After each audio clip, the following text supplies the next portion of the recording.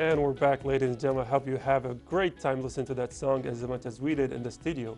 Now, occupational therapy aims to help individuals with special needs perform their daily tasks independently. It focuses on developing fine motor skills, self-care learning, eating and dressing, sensory integration, and improving academic and social performances. The main goal of occupational therapy are developing fine motor skills, strengthening hand and finger muscles for a lot of object control, such as using scissors or as well writing. Sensory integration, helping the child process sensory information such as sound, light, and of course the touch, regulate their responses and reduce hyperactivity, and a lot more. With that being said, let's welcome Razan Alseelwi, Head of Occupational Therapy Department, Private Education School. First, I do apologize for mistaking your last name. I know we agreed on it before the episode, but Alseelwi, thank you for joining us here on Good Morning Kuwait. Thank you for your invitation. Thank you. Thank you.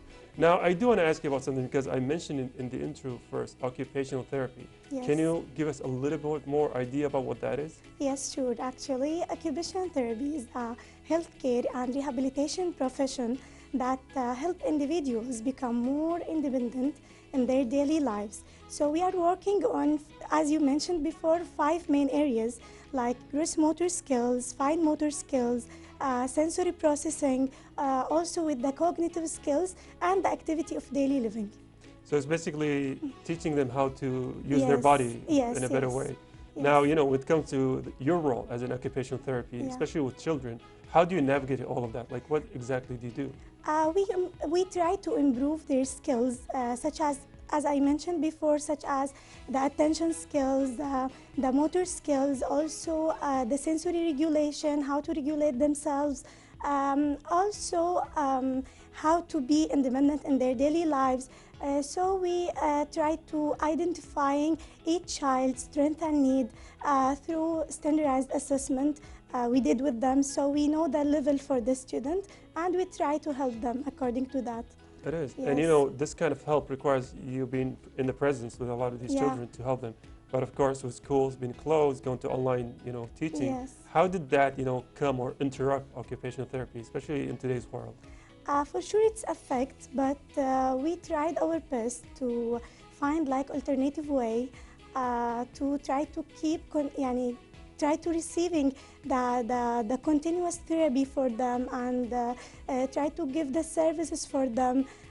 So we try to find that the alternative way for this, despite the changes and the challenges what happened during this time. I mean, that's always great to hear, right? Alhamdulillah, when it comes to a lot of situations that people face, you can find solutions, creative solutions. Now, I do want to ask you, when it came to those times, the online kind of days, what were some of the biggest challenges you've had with, you know, teaching children, especially how to use their bodies when you're not there in the presence with them? The challenges that we faced, you ask about the challenges, right? Yes. So the differences in responses for different children, also the dependence on parents, it was challenging for us. Also the lack of structured home environment, it's affect. But we tried our best. I mean, alhamdulillah, that's always great to know, right? Trying your best. Now, when it comes to the actual methods that you use during a lot of these therapy sessions, like what kind of methods did you use? We used the Classera platform to communicate with parents and follow up on cases. We also conducted live sessions through Microsoft Teams. We try to have provided recorded videos for home practice. And also, when it comes to recording video, of course, that involves the parents getting those videos. Yeah, sure. When it comes to the role of the parents now in this equation, what was some of the things that they had to do on their end to help you better? Parents played a very, very important role as active practitioner with us. So in the therapy processing, they try to help their children to develop their skills during the activities. Also, we guide them and we help them to apply the strategies, or how can they, there is some techniques or some strategies they can apply it at home. So we guide them also during that time. And also, by guiding the parents, did you find that the parents were easy to guide and they were responsive, or was there a little bit of a... Most of them, yes. Yes. So... It is, and that's always, you know, great to hear, right? Because it's a two-part equation. You know, we got to help from this side, they got help from that side. Yeah. Now, when it comes to the effectiveness of remote learning, I would say, especially when it comes to your field, would you say it was effective or not as effective?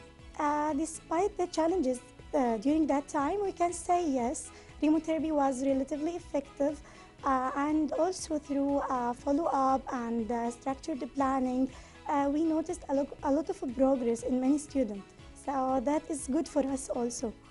And also, when it comes to your role and a lot of special cases, now you said it was mostly on the parents, following your guidelines, but were there any special cases that you had to go, you had to intervene? Yes, sure.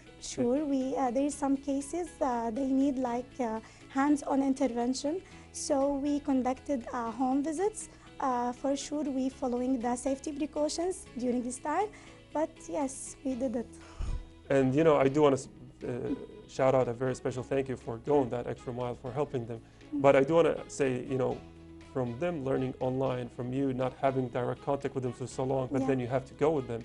Of course, there are also challenges there. So what would you say some of the challenges that you've had with this kind of, beneficial kind of situation?